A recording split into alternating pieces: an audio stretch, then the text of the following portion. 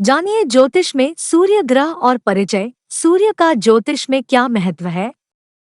सूर्य को ग्रहों के मंत्रिमंडल में राजा का स्थान प्राप्त है।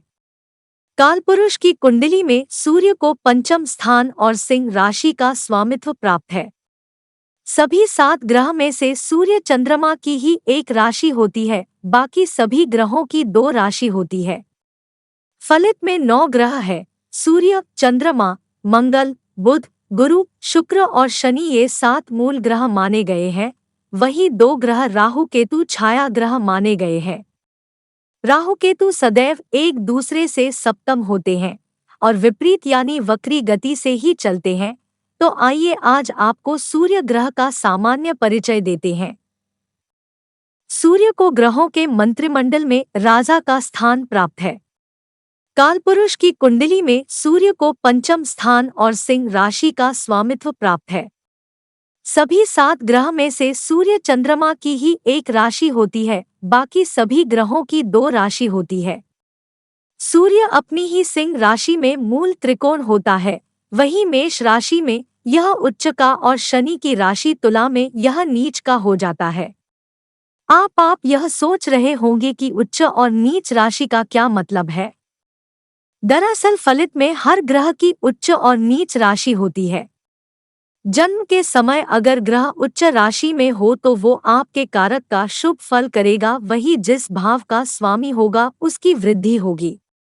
लेकिन अगर जन्म के समय ग्रह नीच राशि में है तो वो अपने कारक और भाव की हानि करेगा। लेकिन नीच भंग राजयोग एक ऐसी कंडीशन है जहां नीच का ग्रह रिवर्स राजयोग बना देता है, लेकिन इसकी चर्चा हम आगे कभी करेंगे। तो जैसा कि मैंने आपको बताया कि सूर्य मेष में उच्च तो तुला में नीच होता है।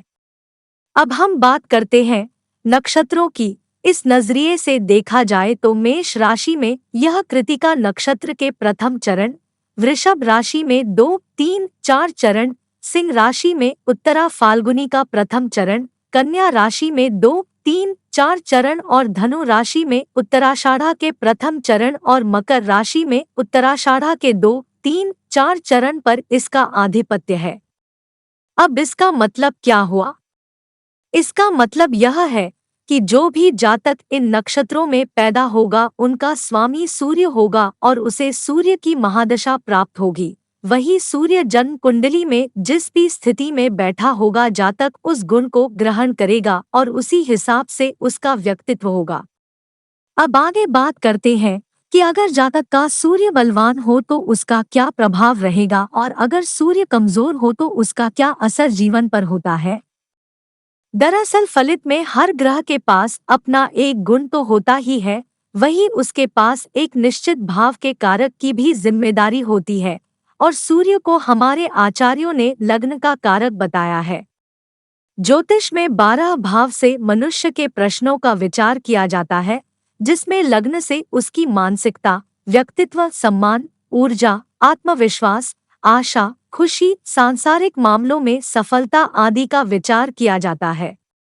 अब 12 लग्न की कुंडली में पहले भाव से लेकर 12वें भाव तक सूर्य किसी एक भाव का स्वामी होगा, तो अगर सूर्य बलवान है तो वो ना सिर्फ उस भाव के फलों में वृद्धि करेगा बल्कि ऊपर आपको कारक बताए हैं वो उसकी भी वृद्धि करेगा। वही प्रशासनिक अधिकारी, राजा का मंत्री जैसे पद भी सूर्य से प्राप्त होते हैं। अब कितनी वृद्धि करेगा ये डिपेंड करता है लग्नेश कितना बलवान है। अब प्रश्न यह है कि अगर सूर्य कमजोर हो तो वो कैसा फल देगा। अगर किसी जातक की कुंडली में सूर्य अशुभ है तो वो जिस भाव का स्वामी है उसके फल में कमी करेगा, वही जिस लग्न का कारक है तो उसके गुणों में कमी करेगा। आम तौर पर पीड़ित सूर्य के प्रभाव से जातक अहंकारी, उदास, विश्वासहीन, ईर्ष्यालु, क्रोधी, महत्वाकांक्षी, आत्म केंद्रित, क्रोधी बनता है। सूर्य आत्मकारक ग्रह होता है, इसके कमजोर होने से जातक आत्मविश्वासी नहीं होता है। पिता का कारक है तो पिता के सुख में भी यह कमी करता है। सूर्य का अन्य ग्रहों से आपसी संबंध, चंद्र के साथ इसकी मित्रता है। अमावस्या के दिन यह अपने आगोश में ले लेता है। मंगल भी सूर्य का मित्र है। बुध भी सूर्य का मित्र है तथा हमेशा सूर्य के आसपास घूमा करता है। गुरु बृहस्पति यह सूर्य का परम मित्र है। दोनों के संयोग से जीवात्मा का संयोग माना जाता है। गुरु जीव है तो सूर्य आत्मा।